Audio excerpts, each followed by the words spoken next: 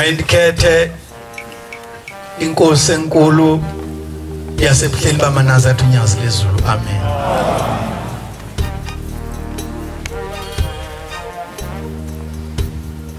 Bantwana benkosi, ndisendaweni echisayo kakhulu nenganifanelanga nenganilingananga njengomntwana, kodwa Nkosi yezulu lomhlaba, ndiyacela kuwe Dwala labadala mthunzi wokuphephela, undiphe Nkosi yeSabatha amazwi othanda uNkulunkulu wabazali bethu ndiwathethe kulabo bantu abangaka. Ngicela Nkosi abantu abangemva kwami nabangaphambili bangaboni mina, babone uNyazi ngaphambili kwami, ngoba mina ndinezono ezinye izinto ziyabalwa ziyaziwa. Ngicela kuNkulunkulu uNyazi oluhlela sezulu ndiphe amazwi.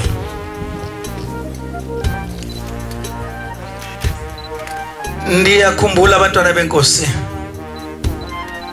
olunye usuku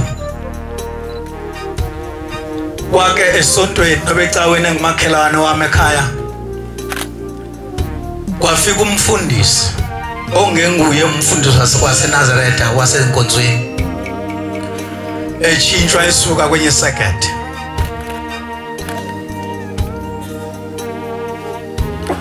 Ngecawe yokuqala noba ngesonto lokuqala efika, wangena umfundisi, wangena sebekhona abantu bemlindile ngoba vele umfundisi ulindwa ngeculo.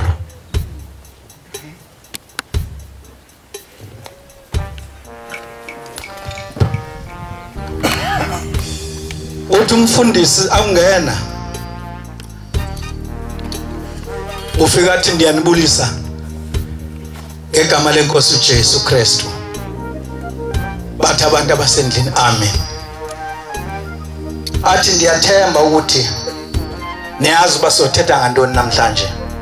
Athi amakholo onke endlini, athi siyazi mfundisi ukuthi sizothetha ngoJesu Kristu ophilayo.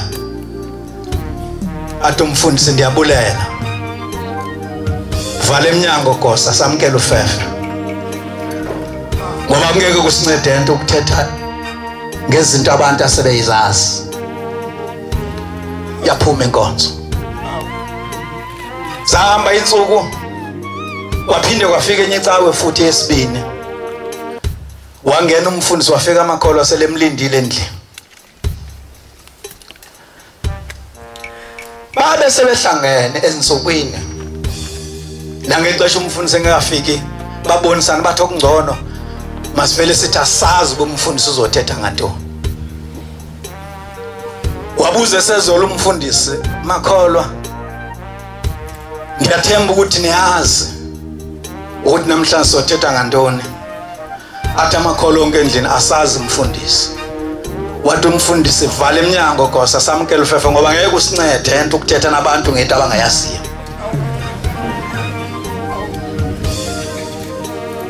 Sahamba insuku, wafika lesithathu isonto noba icawe yesithathu, basebehlangene namhlanje, bathi okungcono masehlulelane. Abanye babathi asazi, abanye bathi siyazi. Wangena umfundisi njengesezolo, wabuza lo mbuzo, ohlulelana amakholo. Athi amanye athi la ngapha, wasokunxele, asazi mfundisi. Athi la ngapha siyazi. Uthi ke umfundisi, vala eminyango Nkosi, aba abangaziyo bazawuxelelwa ngaba baziyo.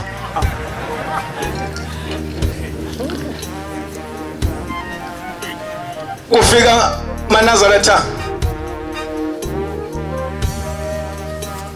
ezonkumbulo ezokuthi umfundisi mhlawumbe wayesawafunda amakholo, esazama ukuwafunda ukuthi kunjani lesekete afika kulo. Nyazi lezulu uNkulunkulu.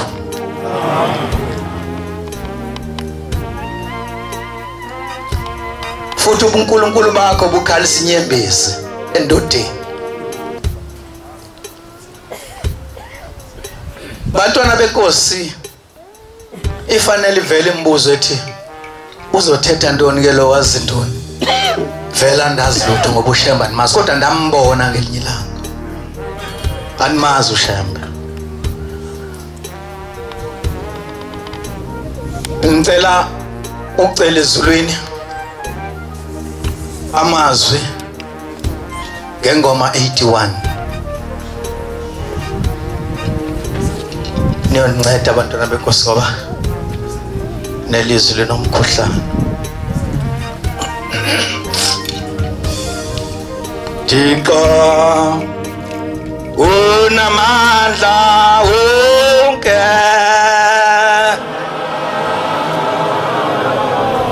oh siphe